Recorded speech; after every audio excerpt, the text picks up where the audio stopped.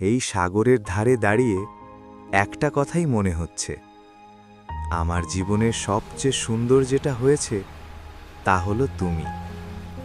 এই ঢেউগুলো যতবার আসে ততবার মনে করিয়ে দেয় তুমি ছাড়া কিছুই সম্পূর্ণ না।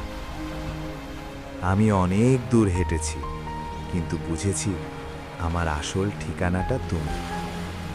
এই হাওয়াটা যখন ছুঁয়ে যায় মনে হয় তুমি পাশে আছো সব সময়, ঠিক এভাবেই।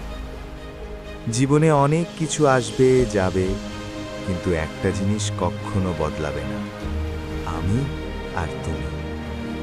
তোমাকেই বেছে নিয়েছি, আর প্রতিদিন নতুন করে বেছে নেব।